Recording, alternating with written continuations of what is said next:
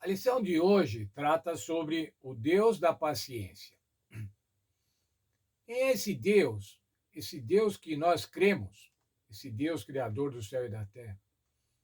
E a lição começa com uma explicação sobre o porquê da Bíblia Sagrada, sobre o porquê que estão registrados os eventos, os conceitos, os conselhos da Bíblia Sagrada. Vejam o que o apóstolo Paulo escreve em Romanos, no capítulo 15, verso 4. Pois tudo quanto outrora foi escrito, para o nosso ensino foi escrito, a fim de que, pela paciência e consolação das Escrituras, tenhamos esperança. Veja, então, tudo que foi escrito, irmãos, essa Bíblia Sagrada que nós temos, foi escrita com vários objetivos, mas um dos objetivos dela é o seguinte: tenha paciência, tenha esperança. Ao ter paciência, ao ser consolado pelas Escrituras, você deve ter paciência. Isso é, você deve saber esperar. Saber esperar a volta do Senhor Jesus, saber esperar nos momentos de tribulação. Ter paciência também nos relacionamentos. Veja lá Romanos, ainda no mesmo capítulo 15, verso 5. A paciência e a coragem vêm de Deus. E eu peço a Deus que ele os ajude a viver em harmonia uns com os outros, assim como Cristo quer.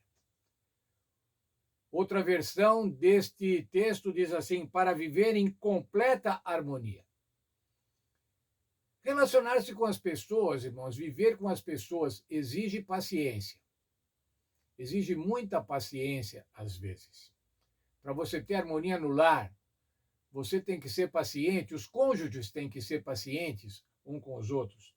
Na igreja, você tem que ser paciente.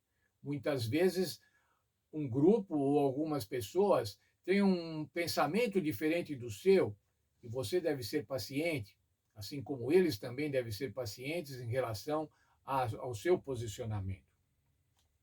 Você tem que ser paciente no trabalho. Você tem que ser paciente com os irmãos. Quantas vezes, irmãos, a gente vê brigas entre os irmãos porque eles não são pacientes uns com os outros? É comum vermos isso. E a Bíblia diz assim: tenham paciência. Oro a Deus para que ele os ajude a viver em harmonia, em completa harmonia. Ter paciência, irmãos, muitas vezes é difícil. Nós queremos ser atendidos com urgência, queremos ser atendidos rapidamente, queremos que a nossa vontade se estabeleça imediatamente, que os outros concordem imediatamente. Veja o que Davi diz no Salmo 37, no verso 7. Lembre-se que Davi teve uma vida muito atribulada, uma vida, conforme o Senhor mesmo diz, segundo o coração de Deus, mas uma vida muito atribulada, muito difícil, muito cheia de problemas.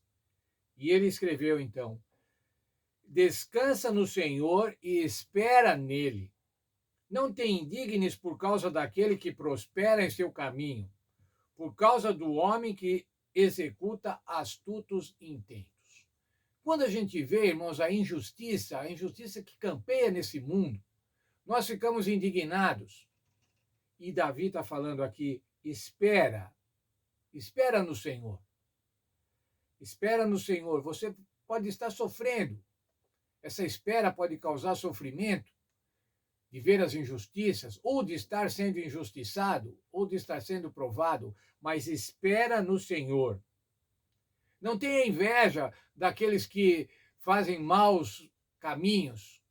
Não tenha inveja daqueles que da riqueza dos maus. Mas espera, confia, descansa no Senhor. Não fique agitado, não fique impaciente. A paciência nos dá descanso. A paciência nos dá tranquilidade. Veja o outro texto do Salmo 27, verso 14. Espera no Senhor e sê forte. Anima-te e espera no Senhor.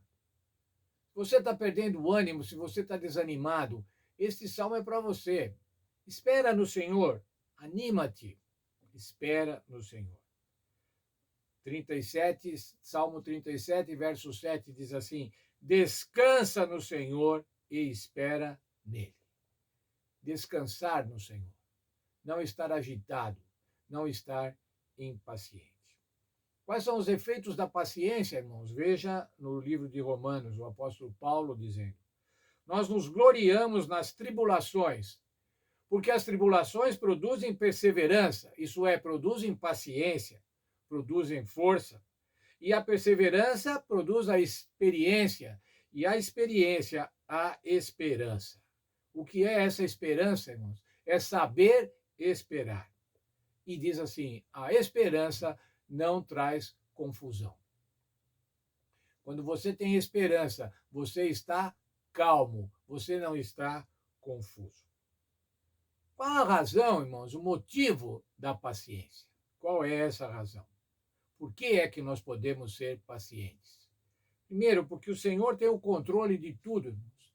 Nós cremos que Deus controla todas as coisas.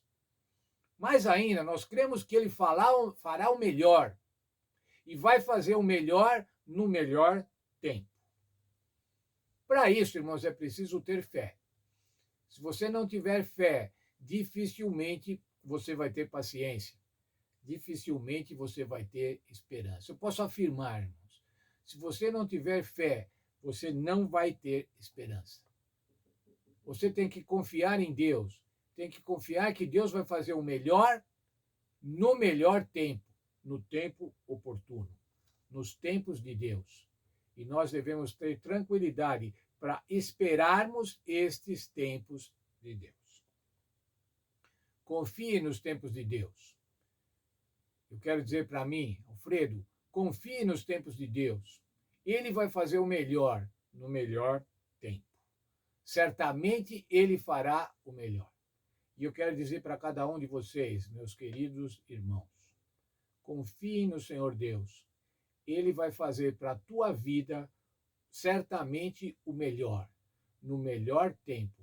E você pode descansar esperando no Senhor.